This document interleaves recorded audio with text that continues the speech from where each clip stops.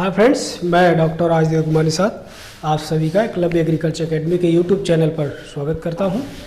आज पुनः एक नए टॉपिक के साथ आपके समक्ष उपस्थित हूँ। टॉपिक जैसा कि आपको भी पता है, बताया हूँ, physical chemical properties of milk, दूध का भौत रासायनिक गुण। तो इसके भौत रासायनिक गुण को हमें देखना है। इसको देखने से पहले एक छोटा सा गलती हुई है, करेक्शन हुआ है, आप लोग उसको जरा प्लीज पीछे की वीडियो में देख लीजिएगा। हमने आपको जो है करंट्स का 2 लेक्चर अपलोड किया है, उसमें एक जगह देखेंगे तो हमने ये बताया है कि national animal disease programme started. तो वो जो स्टार्टेड का हमने डेट दिया है उस पर लिखा था, वो थोड़ी सी गलती हो गई है, उसके लिए मैं आपसे माफ़ी चाहूँगा और मैं आपसे रिक्वेस्ट करूंगा कि उसको आप जो है सुधार लें। उसमें है आपका डेट लिखा है 11 सितंबर 2020, जबकि वो गलत है। वो डेट होना चाहिए 11 सितंबर 2019।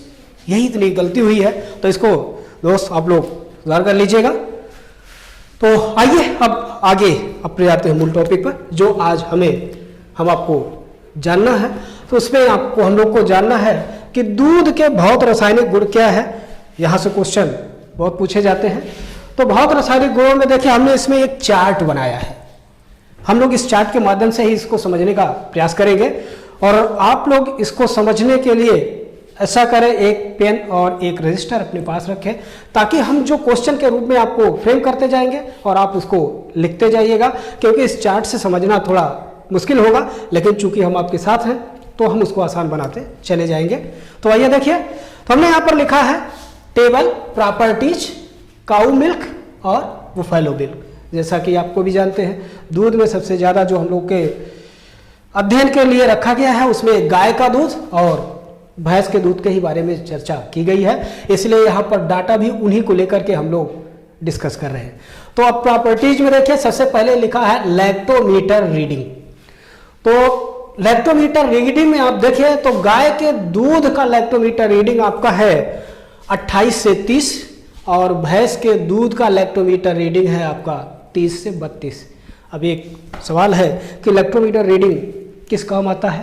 तो सामान्य रूप से हम लोग भी जानते हैं कि इससे हम लोग दूध की शुद्धता मापते हैं, और दूध की शुद्धता में भी एक सामान्य भाषा में कहें तो हम लोग जो उसमें देखते हैं वो फैट को देखते हैं, और इसी लैक्टोमीटर रीडिंग के आधार पर ही या उसी वसा के आधार पर ही इस दूध का मार्केट मूल्य या साधारण भाषा में कहें इसका मूल्य निर्धारित किया जाता है। इसलिए इसको ध्यान रखिएगा।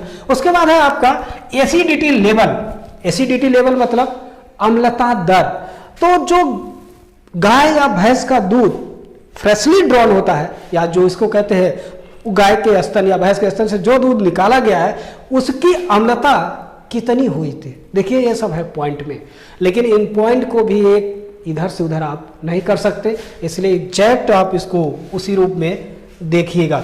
तो पॉइंट में लिखा है 0.13 से 0.14, यह है आपका गाय का, और आपका भैंस का है 0.14 से 0.15। तो इसको आप देखिएगा। उसके बाद है आपका तीसरा जो टेबल का है पीएच लेवल। अब अगर इसको क्वेश्चन फ्रेम करेंगे तो आप 2 तरह से करेंगे। पीएच लेवल आप काऊ मिल्क, पीएच लेवल आप बुफेलो मिल्क, मतलब गाय के दूध का पीएच मान, भैंस के दूध का पीएच मान, लेकिन ये टेबल में है। तो यहाँ पर देखिए, अब गाय के दूध का पीएच मान कितना है, 6.4 से 6.6 है। उसके बाद भैंस के दूध का कितना है, 6.6 से 6.8 है। उसके बाद आइए देखते हैं स्पेसिफिक ग्रेविटी। तो स्पेसिफिक ग्रेविटी ध्यान रखिएगा, ये दशमलव के 3 डिजिट तक का अंकित किया गया है और आपको ऐसे ही पूछा भी जाएगा। तो इसलिए इस पे दशमलव के इधर भी कोई हेरफेर नहीं कर सकते। तो गाय के दूध का जो स्पेसिफिक ग्रेविटी है वह है 1.028 से 1.030।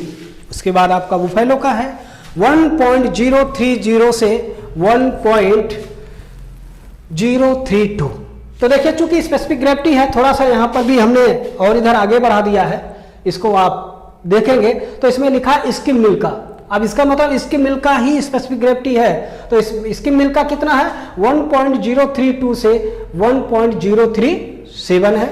वाटर का देख लीजिए, वाटर की स्पेसिफिक ग्रेविटी कितनी है 1 है, यहां लिखा हुआ है।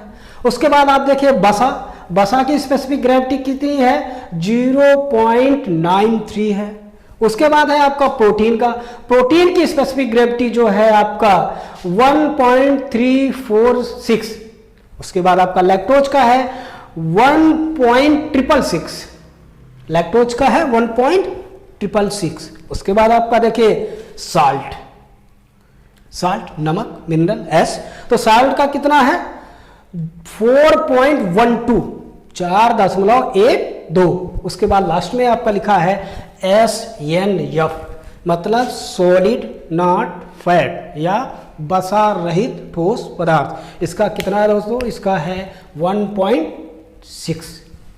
तो ये आपका किसका था, हम इस पे आ गए थे स्पेसिफिक ग्रेविटी को यहां पे लेकर के।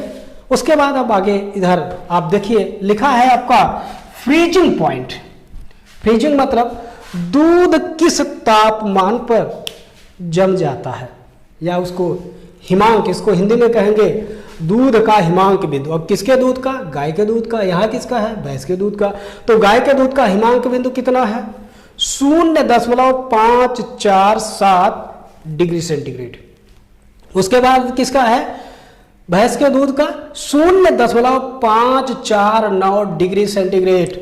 यहां देखिए अगर आप ध्यान दें तो मात्र 2 इकाई का अंतर है, मात्र 2 इकाई का अंतर है।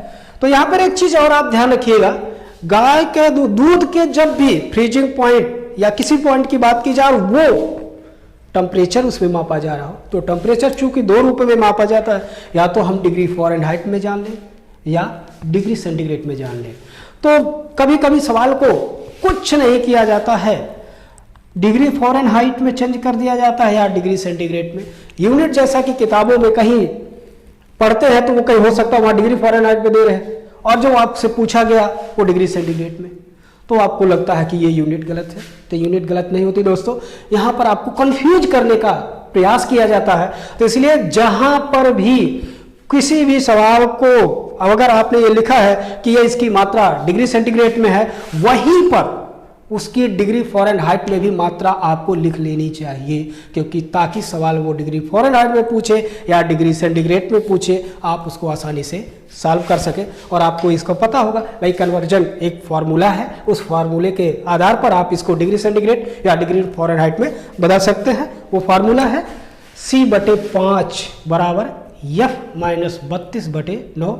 इसके माध्यम से आप इसको कर सकते हैं, और इसको भी याद रखिएगा क्योंकि ये फार्मूला है, आपके हमेशा काम आएगा।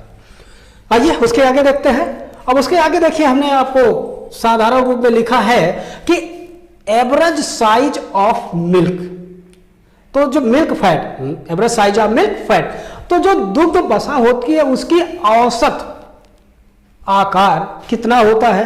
तो यहां पर देखिए आपका लिखा है 2 से 5 म्यू है, 2 से 5 माइक्रोन। उसके बाद है fat is which type of emulsion, जो वसा होती है वो किस प्रकार का इमल्सन है, तो वो है oil in water type emulsion. कौन सा है oil in water type emulsion.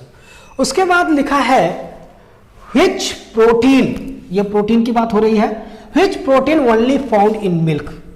तो भैया वह कौन सी प्रोटीन है जो मात्र और मात्र किसमें पाई जाती है, दूध में पाई जाती है। तो सिर्फ दूध में पाए जाने वाली प्रोटीन का क्या नाम है, केसीन है। इसको ध्यान रखिएगा, ये केसीन है।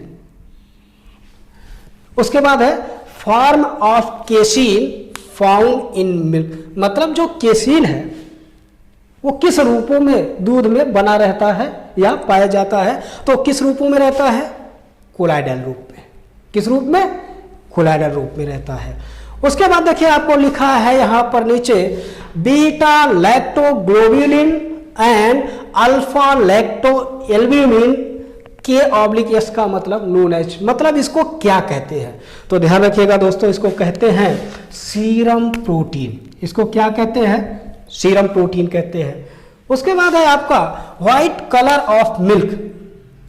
अब यहाँ पर व्हाइट कलर ऑफ मिल्क, तो चूंकि किताबों में आप देखते हैं कि भैंस के दूध का रंग कैसा होता है या गाय के दूध का रंग कैसा होता है, यहाँ पे लिखा व्हाइट कलर ऑफ मिल्क। जो दूध का सफेद रंग होता है वो किसकी वजह से होता है? केसीन की वजह से होता है।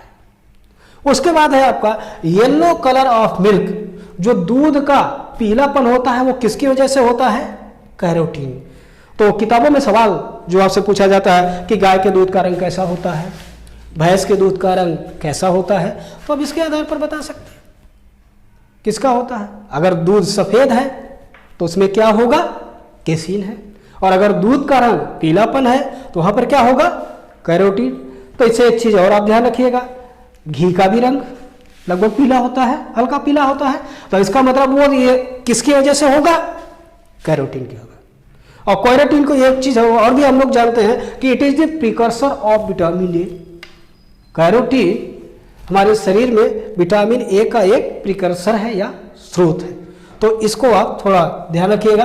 उसके आगे आइए, देखिए यहाँ पर भी हमने थोड़ा सा एक चार्ट रूप में यहाँ पर भी कुछ रख दिया है। तो यहाँ पर है, लिखा है बॉइलिंग पॉइंट ऑफ मिल्क। जो दूध का क्वथनांक, हिंदी में जहां तक मुझे समझ में आ रही क्वथनांक कहते हैं, तो बॉइलिंग पॉइंट वह कौन सा बिंदु है जिस पर दूध बॉयल होने लगता है? तो वो किस पे होने लगता है? 100.30 डिग्री सेंटीग्रेड। उसके बाद है आपका विस्कोसिटी। विस्कोसिटी मतलब गाढ़ापन। तो जो दूध का गाढ़ापन होता है वो कितना होता है? वो ध्यान रखिएगा, ये बार बार पूछा जाता है। वो 1.5 से 2.0 कितना है? 1.5 से 2.0। वो आगे उसकी यूनिट लिखी है सेंटीपॉयस। तो ध्यान रखिएगा, इसकी यूनिट जो विस्कोसिटी या गाढ़ापन की इकाई होती है उसको कहीं कहीं किताबों में आप देखेंगे सिर्फ पॉयस लिखा है, कहीं कहीं पर आपको सेंटीपॉयस लिखा मिलेगा। आप उससे कंफ्यूज नहीं हो गया, इसकी इकाई पायस या सेंटीपायस दोनों लिखा हुआ मिलता है। उसके बाद है आपका सरफेस टेंशन। सरफेस टेंशन से तात्पर्य है पृष्ठ तनाव। तो पृष्ठ तनाव जो आपका किसका यहाँ पर है, ये जो दिया गया सरफेस टेंशन यहाँ पे लिखा नहीं है, यहाँ पर आप इसको लिख लेंगे मिल्क।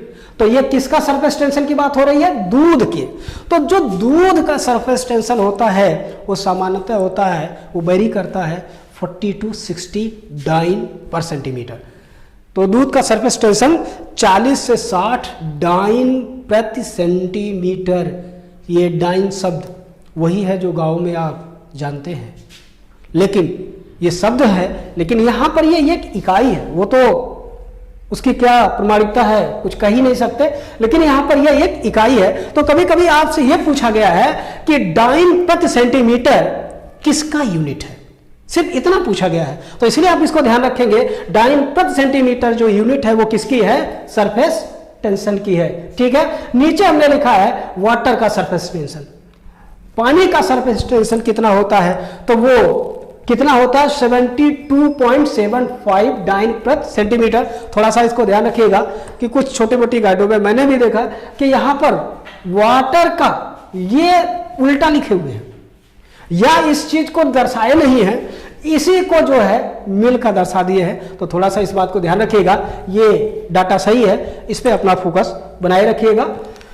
तो ये आपका यहाँ से है। आगे देखिए, अभी हमें आपको बताना तो बहुत कुछ है, इसी के आगे मैं आगे और भी चीज़ें आपको बताऊंगा, देखता हूं, कोशिश करूंगा। अभी इस पर अगर हो पाएगा तो करूंगा, अन्यथा नेक्स्ट दूसरा वीडियो दूंगा। लेकिन इससे पहले मैं आपसे रिक्वेस्ट करूंगा कि इस वीडियो को ज़्यादा से ज़्यादा शेयर करें, सब्सक्राइब करें, लाइक करें।